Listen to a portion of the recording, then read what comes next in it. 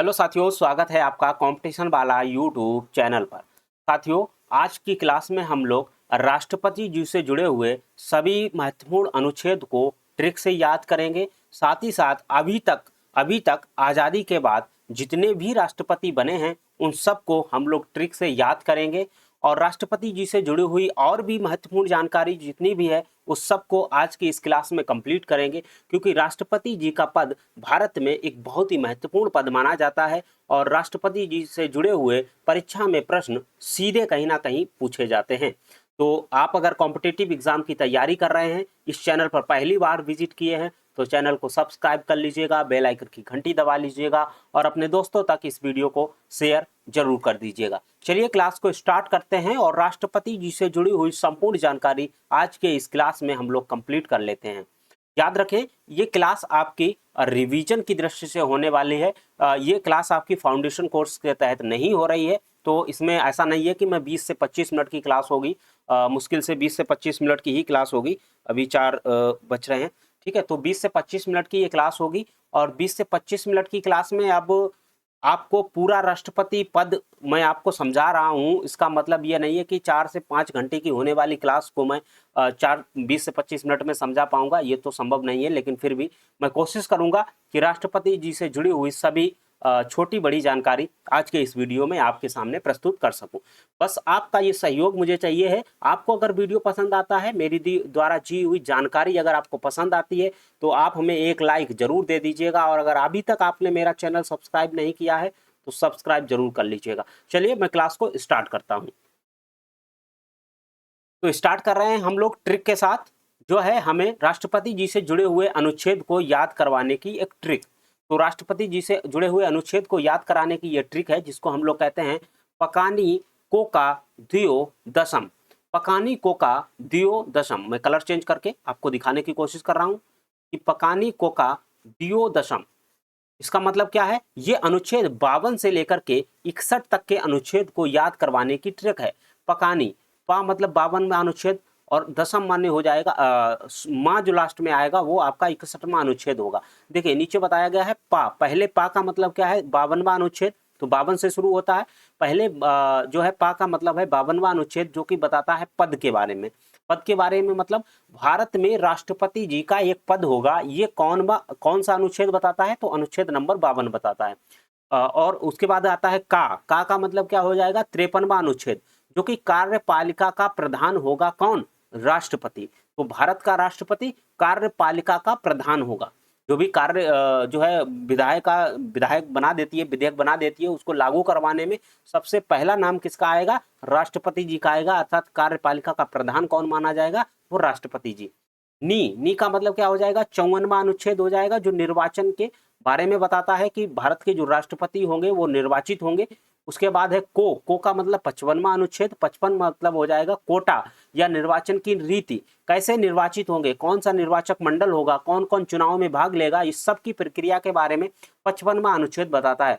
अगला का आएगा, उसको क्या कहेंगे कि 56वां अनुच्छेद, जो बताता है हमें कार्यकाल के बारे में। तो भारत के राष्ट्रपति का कार्यकाल कितना होता है, 5 साल का होता है। तो 5 ईयर का कार्यकाल भारत के राष्ट्रपति जी का होता है। दू का मतलब हो जाएगा 57वां अनुच्छेद, जो कि बताता है हमें कि दोबारा नियुक्ति की, राष्ट्रपति जी की दोबारा नियुक्ति हो सकती है। इसके बारे में कौन बताता है, 57वां अनुच्छेद, ठीक है। अब आ जाएगा यो का मतलब क्या हो जाएगा, 58वां अनुच्छेद, अर्थात योग्यता के बारे में। तो 58वां अनुच्छेद क्या बताता है, राष्ट्रपति जी की योग्यताओं के बारे में बताता है।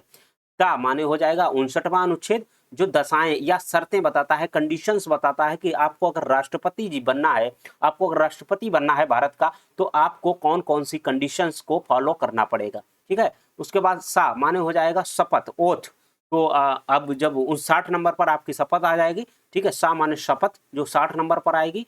उसके बाद आ जाएगा माँ का मतलब हो जाएगा 61, महावियोग अंतिम है, महावियोग 61 नंबर पर। राष्ट्रपति पर अगर महाभियोग लग रहा है तो मतलब राष्ट्रपति को पद से हटाने की बात हो रही है, ठीक है, महाभियोग। चलिए तो इस तरीके से आप इसको 1-2 बार याद कर लीजिएगा, पकानी कोका दियो दशम। इस ट्रिक को आप लोग याद रखिएगा। मैं इस पे एक बार ब्रैकेट कर देता हूं ताकि आपको ये ट्रिक याद रहे। ये है आपकी ट्रिक, पकानी कोका दियो दशम, ठीक है।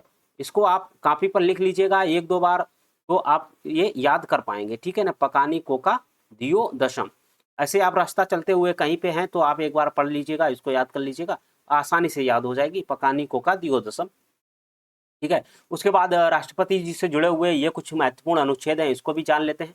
निर्वाचक मंडल के बारे में कौन बताता है, तो निर्वाचक मंडल के बारे में अनुच्छेद 54 नंबर हमें बताता है कि निर्वाचक मंडल कैसे होगा, मतलब निर्वाचन जो होगा वो कैसे होगा, तो निर्वाचक मंडल के बारे में बताता है। और राज्यसभा के और लोकसभा के राज्यों के विधानसभाओं के केवल निर्वाचित सदस्य ही भाग लेंगे, तो याद रखना मनोनीत सदस्य इसमें भाग नहीं लेते हैं।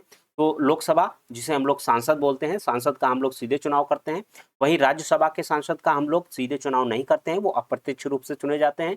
और तो लोकसभा के भी सदस्य भाग लेते हैं, राज्यसभा के सदस्य भी भाग लेते हैं, विधानमंडल के भी भाग लेते हैं, विधानसभा के सदस्य भी भाग लेते हैं, लेकिन कौन से सदस्य भाग लेते हैं, जो सीधे चुने जाते हैं, जिसे चुन करके हम लोग भेजते हैं, वो लोग राष्ट्रपति जी के चुनाव में भाग लेते हैं। मनोनीत सदस्य भाग नहीं लेते हैं। जैसे लोकसभा में 2 एंग्लो इंडियन मनोनीत किए जाते थे, 2 सदस्य मनोनीत किए जाते थे, लेकिन अब तो नहीं किए जा रहे हैं, क्योंकि 104वां संविधान संशोधन के तहत इनको अब समाप्त कर दिया गया है कि कोई भी एंग्लो इंडियन भारत में अब नहीं बचा है, तो इनके लिए अब सीटें रिजर्व क्यों, ठीक है ना।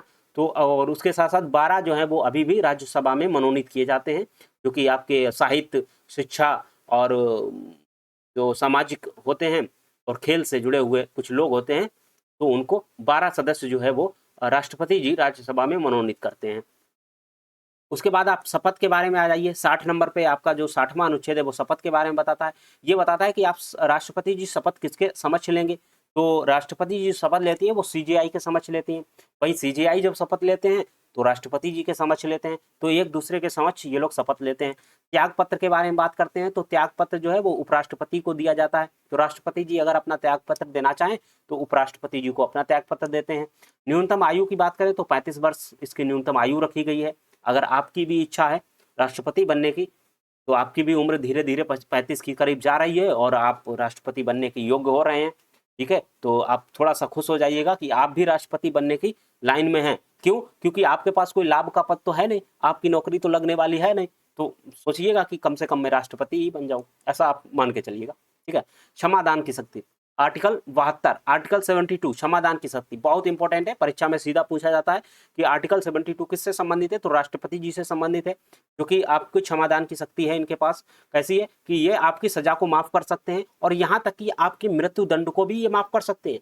अगर राज्यपाल की बात करेंगे तो राज्यपाल आपकी मृत्यु दंड को नहीं रोक सकता है, राज्यपाल सिर्फ और सिर्फ आपकी सजा को कम या ज्यादा करवा सकता है, लेकिन पूर्ण रूप से अगर आपको माफ करना है या फिर जो मृत्यु दंड की सजा है उसको रोकने का काम राष्ट्रपति जी का है, ठीक है। तो अगर आपने सुप्रीम कोर्ट तक अपने दरवाजा खटखटा लिए हैं तो एक बार गुहार लगाइएगा राष्ट्रपति जी से, अगर आपको इस तरीके का कोई दंड मिला है तो, ठीक है। अध्यादेश, ऑर्डिनेंस बहुत इंपॉर्टेंट ये है, कई बार एग्जाम में सीधा पूछा जाता है। आर्टिकल 123 अर्थात 123, आर्टिकल 123 है वो है अध्यादेश जारी करने की बात करता है। जब संसद सत्र में ना हो तो राष्ट्रपति अध्यादेश ऑर्डिनेंस जारी कर सकते हैं, याद रखना। इसको आप ऐसे याद कर सकते हैं, बहुत इजी तरीके से आप इसको याद कर पाएंगे। 1 2 3, जब कोई रेस होती है और धावक जब लाइन में खड़े होते हैं तो वहां पे जो रेस करवाने वाले अंपायर होते हैं वो वहां पे जब विसिल बजाते हैं और विसिल बजाने से पहले वो कहते हैं 1 2 3, जैसे ही वो 3 बोलते हैं तो सारे धावक भागना शुरू कर देते हैं। इसी तरीके से मान लीजिए राष्ट्रपति ने कहा 1 2 3, जैसे ही 3 बोला वैसे ही कानून लागू, मान लीजिएगा 1 2 3 कानून लागू। जब सत्र नहीं चल रहा है, सत्र नहीं चल रहा है मतलब है लोकसभा राज्यसभा में किसी प्रकार का कोई डिस्कशन हुआ नहीं, सीधे मंत्रिमंडल ने एक लेटर निकाला और राष्ट्रपति जी के पास पहुंच गए कि महोदय हमें ये कानून बनाना है अर्जेंस में और आप इस पे साइन कर दीजिएगा, तो उसको माना जाता है कि अध्यादेश। तो राष्ट्रपति जी ने तुरंत कलम निकाली और उस पर लिख दिया, मतलब साइन कर दिया, और वो 1 2 3 अर्थात अध्यादेश आ गया और कानून बन गया, ठीक है। और उसके बाद होता है सुप्रीम कोर्ट को, आगे आता है आपका 1 4 3 1 2 3, अध्यादेश 1 2 3 में था, याद रखना अध्यादेश 1 2 3 में था। और ये भी इंपॉर्टेंट है 1 4 3, सुप्रीम कोर्ट से सलाह लेने की बात है। 1 4 3 अर्थात 143वां जो अनुच्छेद है, आर्टिकल है, वो राष्ट्रपति जी सुप्रीम कोर्ट से सलाह ले सकते हैं 1 4 3 अर्थात 143वां अनुच्छेद के तहत। बहुत सारे छात्र 1 4 3 को देख करके मन में कुछ और सोच रहे होंगे, चलिए कैसी भी तरीके से आप याद रख लीजिए, 143 का मतलब आप याद रख लीजिएगा इस संख्या को। मतलब इसमें क्या होता है कि ये जो आप जो सोच रहे हैं ना वही वाली संख्या है, और उस वाली संख्या में भी अगर आपको कहीं दिक्कत आती है तो सलाह लेने की जरूरत होती है नहीं होती है। जो लोग इससे पीड़ित होंगे उन लोगों को इसके बारे में ज़्यादा जानकारी होगी कि 143 में जब आपको सलाह लेने की ज़रूरत होती है, जब आप ऐसे किसी लफड़े में फंसते हैं तो वहाँ पे सलाह लेने की ज़रूरत होती है। तो उसी प्रकार से राष्ट्रपति जी भी 143 के तहत किससे सलाह लेते हैं?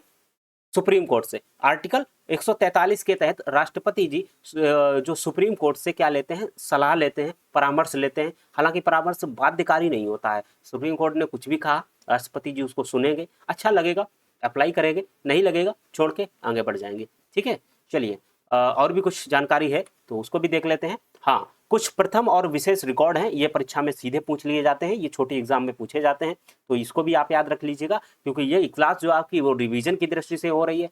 तो मैं नहीं चाहता हूं कि कोई भी पॉइंट आपका छूटे, कम समय में ज़्यादा जानकारी आपके पास पहुंच सके। प्रथम राष्ट्रपति के रूप में डॉक्टर राजेंद्र प्रसाद, सबसे ज़्यादा अभी तक का कार्यकाल इनका रह चुका है।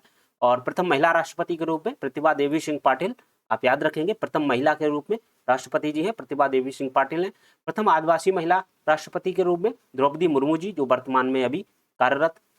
निर्विरोध चुने गए राष्ट्रपति, इंपॉर्टेंट है, कई बार पूछ लिया जाता है, तो नीलम संजीवा रेड्डी। तो नीलम संजीव रेड्डी, तो ये आपके प्रथम निर्विरोध चुने गए राष्ट्रपति जी हैं। निर्विरोध का मतलब आप समझते होंगे। निर्विरोध का मतलब ऐसा है कि मान लीजिए कोई चुनाव हो रहा है और चुनाव में बहुत सारे कैंडिडेट अपना आवेदन करते हैं कि हम चुनाव लड़ रहे हैं, तो उसमें 4 से 5 कैंडिडेट या मिनिमम 2 कैंडिडेट तो होने ही चाहिए किसी चुनाव में। अगर आप करवा रहे हैं तो मिनिमम 2 तो होने ही चाहिए, तो जनता चुन पाएगी ना कि कौन सा बेहतर है कौन सा नहीं बेहतर है। अब आपने एक ही ऑप्शन दिया तो उसमें तो वो निर्विरोध ही माना जाएगा कि उसको कहीं ना कहीं तो वोट देना ही देना है, उसमें नो का कोई ऑप्शन नहीं है, तो वो तो निर्विरोध हो जाएगा। तो उसी तरीके से जब नीलम संजीव रेड्डी जी थे तो उस समय प्रत्याशी के रूप में दूसरा कोई प्रत्याशी नहीं था, तो इसलिए ये जो थे वो अपना निर्विरोध चुने गए थे। ठीक है ना, चलिए। उसके बाद कार्यकाल के दौरान मृत्यु हुई थी, तो ये 2 राष्ट्रपति जी हैं, डॉक्टर जाकिर हुसैन जी और फखरुद्दीन अली अहमद, दोनों मुस्लिम कम्युनिटी से बिलोंग करते हैं। तो ये जो है मुस्लिम कम्युनिटी से बिलोंग करने वाले हैं, डॉक्टर जाकिर हुसैन और फखरुद्दीन अली अहमद, दोनों लोगों की राष्ट्रपति रहते हुए, पद पर रहते हुए मृत्यु हुई थी। ठीक है, तो इनकी ये बात भी याद रखेंगे। उसके बाद चलते हैं आगे। निर्वाचन की प्रक्रिया के बारे में अगर हम थोड़ा सा डिस्कशन करें तो अनुच्छेद 55 जो था वो हमें बताता था निर्वाचन की प्रक्रिया के बारे में। राष्ट्रपति का चुनाव प्रत्यक्ष नहीं होता है, बल्कि एक निर्वाचक मंडल के द्वारा होता है, इलेक्टोरल कॉलेज के द्वारा होता है। तो ये प्रत्यक्ष नहीं होता है। सीधा क्वेश्चन पूछ लिया जाता है कि राष्ट्रपति जी का चुनाव प्रत्यक्ष होता है या अप्रत्यक्ष होता है, तो ये चुनाव जो है वो अप्रत्यक्ष होता है। ठीक है ना, आप ऐसे लिखिए, अप्रत्यक्ष होता है। ठीक है, अप्रत्यक्ष होता है राष्ट्रपति जी का चुनाव। जो हम लोग सांसद चुनते हैं वो प्रत्यक्ष चुनते हैं। अच्छा, एक बार आप लोग कमेंट करिएगा, अगर आप लोग यहाँ तक क्लास देख रहे हैं तो एक बार बताइएगा कि प्रधानमंत्री चुने जाते हैं या मनोनीत किए जाते हैं? चुने जाते हैं या निर्वाचित किए जाते हैं? आप मनोनीत छोड़िए, चुने जाते हैं या निर्वाचित किए जाते हैं? आप हमें इसका कमेंट में जवाब दीजिएगा। प्रधानमंत्री के बारे में मैं पूछ रहा हूँ कि जो आपके प्रधानमंत्री जी हैं, प्रधानमंत्री, ये आपके चुने जाते हैं या निर्वाचन, इसको चुनने का मतलब आप निर्वाचन से ले लीजिएगा। ठीक है, आप यहाँ पे मैं स्पष्ट लिख देता हूँ प्रश्न को। निर्वाचित होते हैं या चयनित होते हैं? ठीक है, तो निर्वाचित या चयनित होते हैं, आप हमें कमेंट करके बताइएगा। चुनाव पद्धति के बारे में बात करेंगे तो अनुपातिक प्रतिनिधित्व प्रणाली के तहत ये लोग क्या करते हैं, अपना वोट पड़ते हैं राष्ट्रपति जी के, इसके द्वारा, तो अनुपातिक प्रतिनिधित्व प्रणाली के द्वारा। उसके बाद एकल संक्रमणीय मत पद्धति के द्वारा। ठीक है, दोनों एग्जाम में पूछे जाते हैं। सिंगल ट्रांसफरेबल वोट या फिर प्रोपोर्शनल रिप्रेजेंटेशन के आधार पर ये लोग क्या करते हैं, अपना चुनाव होता है, राष्ट्रपति जी का चुनाव होता है। ठीक है ना, तो ये दोनों शब्द पूछ लिए जाते हैं एग्जाम में। उसके बाद वोट की वैल्यू की बात करें तो एमएलए और एमपी कि वोट की वैल्यू अलग अलग होती है, जो जनसंख्या के आधार पर 1971 की गणना के अनुसार तय होता है। देखिएगा, इसमें थोड़ा सा मैं आपको बता दूं, वोटिंग की बात करें तो ये गुप्त मतदान होता है, तो लगभग चुनाव में गुप्त ही मतदान होता है। थोड़ी सी मैं आपको यहाँ पे बता दूं जुड़ी हुई बातें। जो राष्ट्रपति जी का चुनाव होता है उसमें जो सदस्य वोटिंग करते हैं, वोटिंग के दौरान ऐसा नहीं है कि एक सदस्य ने वोटिंग किया मतलब एक वोट काउंट हुआ, नहीं। उसमें माना जाता है कि एक सदस्य ने वोट दिया तो उसकी कुछ वैल्यू लगाई जाती है। वैल्यू वहां की जनसंख्या के आधार पर लगाई जाती है कि एक सांसद कितने लोगों का प्रतिनिधित्व करेगा, ये उसमें डिपेंड होता है। इसके लिए एक बाकायदा फार्मूला है, मैं उसको जब डिटेल में क्लासेस पढ़ाता हूँ, जब मैं इसको फाउंडेशन कोर्स में, तो मैं उसका फार्मूला और सारी चीज़ें लिखवाता हूँ। लेकिन अभी ये रिवीजन क्लास है तो उसका एक फार्मूला होता है, आप इतना मान के चलिएगा। उसमें होता क्या है कि एक वैल्यू जो विधायक की वैल्यू है और एक सांसद की वैल्यू है, ये अलग अलग हो सकती है। विधायक की वैल्यू और सांसद की वैल्यू दोनों अलग अलग हो सकती हैं, ठीक है ना। और 1971 की जनसंख्या के आधार पर ये क्लियर किया जा रहा है, ठीक है ना। तो बीच में अभी बात चली थी कि 1971 जो आधार बेस लिया जा रहा है उसमें जो है दिक्कत हो रही है। तो ऐसे में क्या था कि लोगों ने इस पे आपत्ति जताई कि 1971 बहुत पुराना आधार बेस है और इसको बदल करके अब नया आधार बेस लेना चाहिए। लेकिन इसमें वो राज्य जो है वो कहीं ना कहीं आपत्ति जता रहे थे कि जिन लोगों ने जो जनसंख्या कानून होता है ना, जनसंख्या कानून पर अपना काम किया, जनसंख्या नियंत्रण पर काम किया। जनसंख्या नियंत्रण का मतलब है वहाँ की जनसंख्या अब कम हो गई है, पहले ज़्यादा थी, अब जब जनसंख्या कम हो गई है तो इसका मतलब क्या हुआ। मैं एक बार देख लेता हूँ, कोई दिक्कत आ रही है मुझे लग रहा है, एक मिनट।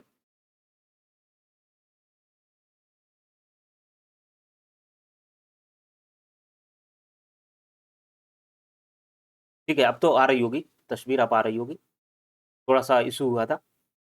तो वोट जो था वो 1971 जनसंख्या जो थी वो 1971 के तहत काउंट की जा रही थी। इस पे जो राज्य हैं जिन्होंने जनसंख्या का नियंत्रण पर अपना काम किया, तो ऐसे लोग कहीं ना कहीं फिर जो है वो दिक्कत करेंगे। दिक्कत इसलिए कर रहे थे कि हमने तो जनसंख्या को कंट्रोल किया है। अब हमने जब जनसंख्या को कंट्रोल किया है तो आप कह रहे हैं कि हम आधार बेस बदल रहे हैं, तो अब उनका प्रतिनिधित्व कम हो जाएगा ना, इसलिए। तो ये था आपका। बाकी आगे बढ़ते हैं। राष्ट्रपति की प्रमुख शक्तियां। तो राष्ट्रपति की प्रमुख शक्तियों के बारे में बात करें तो राष्ट्रपति जी की प्रमुख शक्तियां क्या क्या हैं। राष्ट्रपति की शक्तियों को हम मुख्य रूप से 5 भागों में बांट सकते हैं। कितने भागों में बांट सकते हैं? 5 भागों में बांट सकते हैं। एक तो कार्यपालिका की शक्तियां, जो कार्यपालिका की शक्तियां हैं जिसे हम लोग एग्जीक्यूटिव पावर्स कहते हैं। भारत सरकार के सभी शासन संबंधी कार्य राष्ट्रपति के नाम से किए जाते हैं। तो जितने भी कार्य भारत में होते हैं सब राष्ट्रपति जी के द्वारा होते हैं। महत्वपूर्ण नियुक्तियां करते हैं राष्ट्रपति जी। किसकी किसकी नियुक्ति करते हैं? तो प्रधानमंत्री की नियुक्ति होती है, मंत्रियों की नियुक्ति होती है, राज्यपालों की नियुक्ति होती है, महान्यायवादी की नियुक्ति होती है, सीएजी की नियुक्ति होती है, मुख्य चुनाव आयुक्त की नियुक्ति होती है और यूपीएससी के अध्यक्ष की नियुक्ति होती है। ये सब काम कौन करता है? राष्ट्रपति जी करते हैं। तीनों सेनाओं के सेनाध्यक्ष या सर्वोच्च सेनापति कहा जाता है राष्ट्रपति जी को, ठीक है ना। तो ये भी होते हैं। उसके बाद चलिए आगे बढ़ते हैं। विधायी शक्तियां, जो लेजिस्लेटिव पावर्स होती हैं, विधायी शक्तियां, संसद का सत्र बुलाना और सत्र को समाप्त करना, ये दोनों काम कौन करता है? राष्ट्रपति जी करते हैं। लोकसभा को भंग करना और प्रधानमंत्री को प्रधानमंत्री की सलाह पर, तो लोकसभा को भंग भी कर सकते हैं प्रधानमंत्री जी की सलाह पर, तो संसद का कभी सत्र भी बुला सकते हैं और सत्रावसान भी कर सकते हैं। और संसद को जो लोकसभा है लोकसभा को भंग भी कर सकते हैं। अच्छा, राज्यसभा कभी भंग नहीं होती है, याद रखना। राज्यसभा में सदस्य जो है वो एक तिहाई धीरे धीरे करके रिटायर होते जाते हैं और फिर वो मनोनीत होते जाते हैं, चुने जाते हैं, चुनते जाते हैं। तो वो कभी भंग नहीं होती है, एक साथ भंग नहीं होती है। और जो है उसको हम उच्च सदन कहते हैं राज्यसभा को, और लोकसभा जो है वो निम्न सदन है और ये भंग हो जाती है। एक साथ इसके सदस्य आते हैं और एक साथ इसके सदस्य छोड़ के चले जाते हैं। मनोनयन, राज्यसभा में 12 सदस्यों का मनोनयन होता है जो कला, विज्ञान, साहित्य और समाज सेवा से जुड़े हुए लोग होते हैं। 12 सदस्य। लोकसभा में 2 सदस्य पहले होते थे लेकिन अब वो 104वां संविधान संशोधन के तहत उसको हटा दिया गया। वीटो पावर होती है, राष्ट्रपति जी के पास वीटो पावर होती है। विधेयक को मंजूरी देना, उसे रोक कर रखना या पुनर्विचार के लिए भेजना, तो ये वीटो पावर के अंतर्गत राष्ट्रपति जी इस पर निर्णय लेते हैं। धन विधेयक को वापस नहीं भेज सकते हैं, तो याद रखना धन विधेयक अगर आया है कोई संसद से पास होकर के, तो उस पर राष्ट्रपति जी को सहमति जतानी ही है, मतलब सिग्नेचर करना ही करना है और उसको वापस नहीं भेज सकते हैं। तो ये आप एक नोट डाउन करके याद लिख लीजिएगा। उसके बाद चलते हैं न्यायिक शक्तियों के बारे में। तो राष्ट्रपति जी के पास न्यायिक शक्तियां कितनी होती हैं? तो हमने आपको बताया था आर्टिकल 72 अनुच्छेद 72 के तहत राष्ट्रपति जी के पास जो है मृत्युदंड को भी रोकने की जो है पावर है। तो वो चाहे तो आपको मृत्युदंड को भी रोक सकती हैं। बाकी सुप्रीम कोर्ट और हाई कोर्ट के जजों की नियुक्ति भी राष्ट्रपति जी करते हैं, ठीक है। तो सुप्रीम कोर्ट और हाई कोर्ट के जजों की भी नियुक्ति राष्ट्रपति जी के द्वारा होती है और सजा को आपकी पूरी तरह से माफ कर ही सकती है। आपातकाल में राष्ट्रपति जी के पास ये 3 मुख्य शक्तियां होती हैं। तो आपातकाल का जो प्रावधान है वो भाग 18 से लिया गया है, ठीक है। भाग 18 से 3 तरह के आपातकाल की घोषणा की गई है। तो भारत के संविधान के भाग 18 में आपातकाल की 3 प्रकार के आपातकाल की घोषणा के बारे में भाग 18 में बताया गया है, जिसमें देखिए पहला तो है आपका राष्ट्रीय आपातकाल, दूसरा है आपका राष्ट्रपति शासन, तीसरा है आपका वित्तीय आपातकाल, ठीक है। राष्ट्रीय आपातकाल का मतलब क्या है? आर्टिकल 352 इंपॉर्टेंट है, ये आपातकाल जरूर परीक्षाओं में पूछ लिए जाते हैं। तो 352 राष्ट्रीय आपातकाल है, ये युद्ध, बाहरी आक्रमण और सशस्त्र विद्रोह के दौरान लगाए जाते हैं। तो ये क्या हुआ, मान लीजिए हमारे देश की किसी दूसरे देश से क्या हो जाए, युद्ध हो जाए, तो ऐसे में अगर युद्ध हो जाता है तो क्या होगा आपका, इसमें आपातकाल लग जाएगा। कौन सा लगेगा? राष्ट्रीय आपातकाल लगेगा। और मान लीजिए किसी सशस्त्र विद्रोह हो जाए, सेना ने विद्रोह कर दिया, तब भी ये आपातकाल लग जाएगा।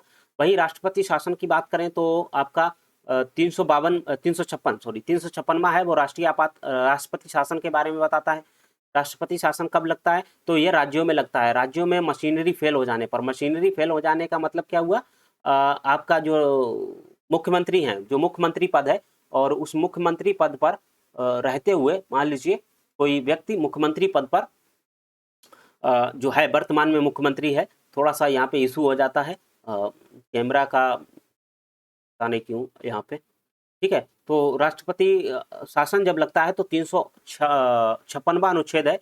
इसमें मान लीजिए किसी राज्य का जो मुख्यमंत्री है वो किसी दुराचार के तहत या फिर कोई और गतिविधि के तहत, जो हम कह सकते हैं विधानसभा जो है वो भंग हो जाए, विधानसभा भंग हो जाए, ठीक है, अपना पूर्ण वो दिखा ना पाए अपना कि हम सरकार बनाने के योग्य हैं, तो उस तरीके से, ठीक है। तो ये राष्ट्रपति शासन लगता है। उसके बाद वित्तीय आपातकाल होता है 360 के तहत। आर्थिक स्थिति खराब होने पर राष्ट्र में वित्तीय आपातकाल लगता है, जिसको वित्तीय आपातकाल कहते हैं। ये आर्टिकल 360 के तहत लगता है और भारत में ये कभी भी नहीं लगा है। उम्मीद है आगे भी नहीं लगेगा, क्योंकि इस पर सरकारों को जो है वो संज्ञान लेना चाहिए और ऐसा कभी ये जो वित्तीय आपातकाल है 360 ये कभी लगे ही ना, ऐसा लोगों को सोच करके चलना चाहिए। लोगों को मतलब सरकार को सोच के चलना चाहिए।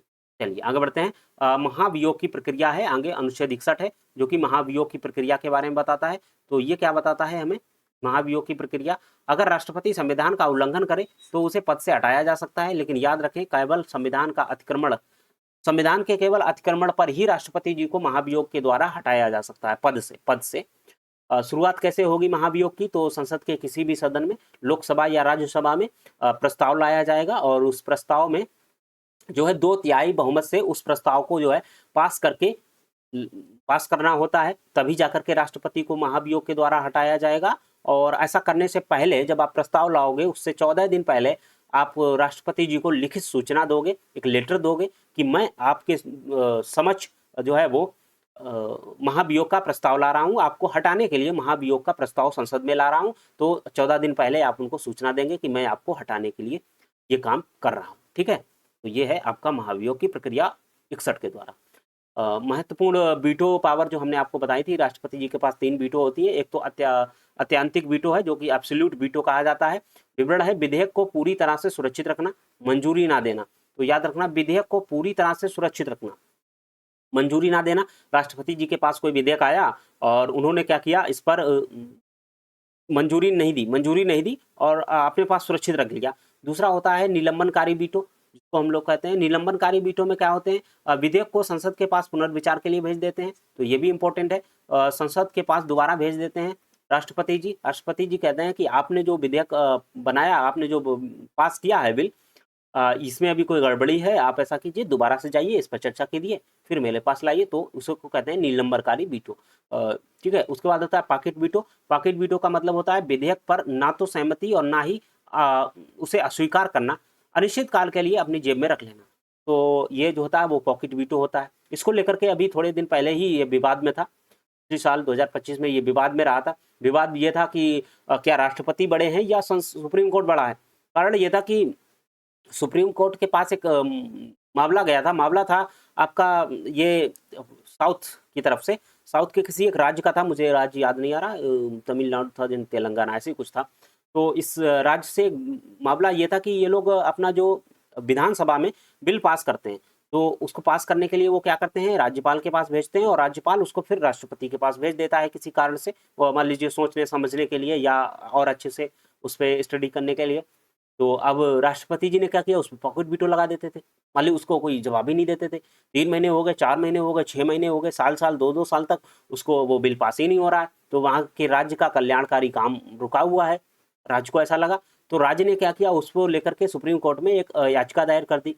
अब जब सुप्रीम कोर्ट में इसकी सुनवाई हुई, तो सुप्रीम कोर्ट ने राष्ट्रपति जी को आदेश दे दिया कि 3 महीने के अंदर आपको बताना है कि आपको ये बिल पास करना है या रद्द करना है। तो उस पे बहुत ज़्यादा विवाद हुआ था कि ऐसा सुप्रीम कोर्ट ने क्यों किया, सुप्रीम कोर्ट बड़ा है राष्ट्रपति जी से या क्या, इस तरीके से विवाद हुआ था। तो ये पॉकेट वीटो से संबंधित है। तो 3 प्रकार का वीटो है, एक तो अत्यंतिक वीटो जिसे एब्सोल्यूट वीटो कहते हैं, एक होता है सस्पेंशन वीटो, सस्पेंसिव वीटो जिसको कहते हैं निलंबनकारी वीटो, पुनर्विचार के लिए भेज देना, और पॉकेट वीटो मतलब सुरक्षित रख लेना, ना तो कुछ जवाब देना ना कुछ। आगे बढ़ते हैं राष्ट्रपति की योग्यताओं के बारे में। आर्टिकल आपका 58 है जो राष्ट्रपति की योग्यताओं के बारे में बताता है, और इसमें भारत का नागरिक होना चाहिए, 35 वर्ष आयु पूरी कर लेना चाहिए, लोकसभा का सदस्य निर्वाचित होने की योग्यता होनी चाहिए, और लाभ के पद पर नहीं होना चाहिए। याद रखें, आप भी उस दिशा में आगे बढ़ रहे हैं, क्योंकि आपके पास नौकरी नहीं है तो आप लाभ के पद पर नहीं है, और लाभ के पद पर आप नहीं है, और आपकी उम्र भी लगभग अब 35 के आसपास तो पहुंचने वाली ही है, कुछ दिन में पहुंच जाएगी, 2-4-10 साल में, तो आप भी राष्ट्रपति बनने के योग्य हो जाएंगे, ठीक है ना। तो थोड़ा सा खुशी मनाइए, चलिए नौकरी नहीं तो राष्ट्रपति पद तक के लिए सफर ही में ही हम लोग 2 कदम आगे बढ़ा रहे हैं, ठीक है। चलिए, याद रखने योग्य कुछ अतिरिक्त बातें हैं जो आपको याद होनी चाहिए। राष्ट्रपति जी के चुनाव से संबंधित अगर कोई भी विवाद होता है तो सर्वोच्च न्यायालय अर्थात सुप्रीम कोर्ट उसको देखेगा, ठीक है। तो राष्ट्रपति से जुड़ी हुई अगर कोई भी विवाद होता है तो उसको सुप्रीम कोर्ट देखेगा, और राष्ट्रपति पद जो है वो अधिकतम 6 महीने तक ही रिक्त रह सकता है, उससे पहले जो है वो चुनाव करवा लेना सरकार का काम होता है कि राष्ट्रपति पद अगर खाली है तो उसको 6 महीने के भीतर चुनाव जो है वो करवा लेना है।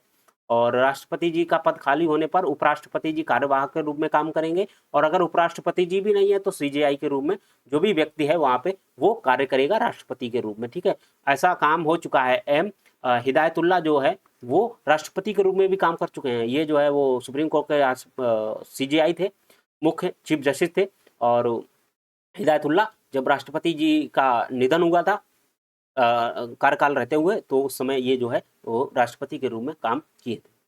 चलिए आगे बढ़ते हैं। आगे ये आपके पास एक ट्रिक है, मास्टर ट्रिक मैं इसको कहूँगा, और ये ट्रिक आपको याद करवाएगी अभी तक के जितने भी राष्ट्रपति बने हैं उनकी। क्या है, राजू की राधा जाकर गिरी, आप इसको याद कर लीजिएगा, 2-4 बार याद करेंगे तो हो जाएगा। राजू की राधा जाकर गिरी फखरुद्दीन रेड्डी की जेल में, तब शंकर नारायण की कलम से प्रतिभा निकली प्रणव राम द्रौपदी की। याद रखना, राजू की राधा जाकर गिरी फखरुद्दीन रेड्डी की जेल में, तब शंकर नारायण की कलम से प्रतिभा निकली प्रणव राम द्रौपदी की। याद करेंगे, राजू का मतलब डॉक्टर राजेंद्र प्रसाद, राधा का मतलब डॉक्टर सर्वपल्ली राधाकृष्णन जी, जाकर का मतलब हो जाएगा डॉक्टर जाकिर हुसैन, गिरी का मतलब हो जाएगा बीबी गिरी, फखरुद्दीन का मतलब फखरुद्दीन अली अहमद, रेड्डी का मतलब हो जाएगा नीलम संजीव रेड्डी, जेल का मतलब हो जाएगा ज्ञानी जैल सिंह, उसके बाद रमा का मतलब हो जाएगा आर वेंकट रमन, शंकर का मतलब हो जाएगा डॉक्टर शंकर दयाल शर्मा, नारायण का मतलब हो जाएगा के आर नारायण, कलम का मतलब हो जाएगा डॉक्टर एपीजे अब्दुल कलाम, प्रतिभा का मतलब होगा प्रतिभा देवी सिंह पाटिल, प्रणव का मतलब हो जाएगा प्रणव मुखर्जी, राम का मतलब हो जाएगा रामनाथ कोविंद, द्रौपदी का मतलब हो जाएगा द्रौपदी मुर्मू जो वर्तमान में राष्ट्रपति जी हैं। तो इस तरीके से आप इस ट्रिक से इन सभी को याद कर सकते हैं। मैंने और भी बेहतर बनाने के लिए आपके पास इस तरीके का भी प्रस्तुत किया है, जिसमें आप इनका कार्यकाल भी देख सकते हैं और कुछ इसके महत्वपूर्ण पॉइंट भी मैंने इसमें लिखे हुए हैं, विशेष तथ्य लिखे हुए हैं। तो राजू की राधा जाकर गिरी फखरुद्दीन रेड्डी की जेल में, तब रमा शंकर नारायण की कलम से प्रतिभा निकली प्रणव राम द्रौपदी की। ठीक है, तो अभी तक जितने राष्ट्रपति हुए हैं, 15वें राष्ट्रपति हमारी द्रौपदी मुर्मू जी हैं, ठीक है, जो अभी तक जो है कार्यकाल है इनका। पहले हैं डॉक्टर राजेंद्र प्रसाद, 1950 से 62 तक सबसे लंबा कार्यकाल इनका रहा है। और उसके बाद डॉक्टर राधाकृष्णन जी हैं जो कि 62 से लेकर के 67 तक हैं। जो प्रथम उपराष्ट्रपति जो राष्ट्रपति बने, तो प्रथम उपराष्ट्रपति डॉक्टर एस राधाकृष्णन जी हैं। वो अब पहले उपराष्ट्रपति थे, बाद में ये राष्ट्रपति बने। डॉक्टर जाकिर हुसैन जी हैं, 1967 से 1969 तक प्रथम मुस्लिम राष्ट्रपति रहे। पद पर रहते हुए इनकी मृत्यु हुई थी। तो डॉक्टर जाकिर हुसैन की प्रथम जो है मुस्लिम राष्ट्रपति थे और इनकी ही मृत्यु हुई थी पद पर रहते हुए, मतलब राष्ट्रपति पद पर रहते हुए। फिर उन्होंने कार्यभार संभाला था बीबी गिरी ने, जो कि 1969 से 1969 तक, मतलब कुछ महीने के अंतराल में इन्होंने कार्यकाल संभाला था। उसके बाद फिर ये निर्वाचित हो गए थे पूर्ण रूप से राष्ट्रपति के रूप में, और फिर ये बने थे। तो बीबी गिरी जो थे वो 1969 से 1974 तक द्वितीय चक्र की मतगणना में जीते थे। तो याद रखना, बीबी गिरी जी ही जो आपके मुस्लिम राष्ट्रपति जी थे। जाकिर हुसैन की मृत्यु के बाद इन्होंने कार्यभार संभाला, बाद में चुनाव हुआ। जब चुनाव हुआ तो बीबी गिरी जी को द्वितीय मतगणना के चक्र में इनको जिताया गया था। तो भारत में ऐसा पहली बार हुआ है, द्वितीय मतगणना चक्र के रूप में बीबी गिरी जी को जिताया गया था 1969 में, 1974 में। जिताने का मतलब है जीते थे। फखरुद्दीन अली 1974 से 77 तक आपातकाल के समय आपके फखरुद्दीन अली जो थे वो राष्ट्रपति जी थे। इनकी भी मृत्यु हुई थी राष्ट्रपति रहते हुए। नीलम संजीवा रेड्डी 1969 से 1982 सबसे युवा और निर्विरोध चुने गए थे। तो ये पॉइंट इसलिए याद रखना कि नीलम संजीवा रेड्डी जो थे वो निर्विरोध चुने गए थे। ज्ञानी जैल सिंह 1982 से 87 तक प्रथम सिख राष्ट्रपति थे। तो ज्ञानी जैल सिंह प्रथम सिख राष्ट्रपति जी थे। पॉकेट वीटो का प्रयोग इन्होंने किया था। आर वेंकटरमण 1987 से 92 सबसे उम्रदराज राष्ट्रपति थे। तो आर वेंकटरमण सबसे उम्रदराज राष्ट्रपति थे। डॉक्टर शंकर दयाल शर्मा 1992 से 97 तक 4 प्रधानमंत्रियों के साथ इन्होंने काम किया है। तो इसको इसलिए याद रखिएगा क्योंकि उन्होंने सबसे ज्यादा प्रधानमंत्रियों के साथ काम किया है, क्योंकि ये जो दौर था 92 से 97 वाला, इसमें बहुत ज्यादा राजनीति उथल पुथल पर थी। बहुत से लोग क्या है कि इस पार्टी से टूट करके उसमें जाते थे, तो बहुत ज्यादा सरकारें जो है वो स्टेबल नहीं रह पाई थी। उसके बाद आपका है अगला KR नारायण, जो कि प्रथम दलित राष्ट्रपति बने थे 1997 से 2002 तक। डॉक्टर APJ अब्दुल कलाम 2002 से 2007 तक मिसाइल मैन जनता के राष्ट्रपति के रूप में जाना जाता है। और फिर प्रतिभा देवी सिंह पाटिल याद रखेंगे, पहली महिला राष्ट्रपति 2007 से 2012 तक ये कार्यकाल था इनका। भारत की प्रथम महिला राष्ट्रपति थी। प्रणब मुखर्जी जी 2012 से 2017 तक भारत रत्न से सम्मानित हैं, याद रखेंगे प्रणब मुखर्जी जी भारत रत्न से सम्मानित हैं।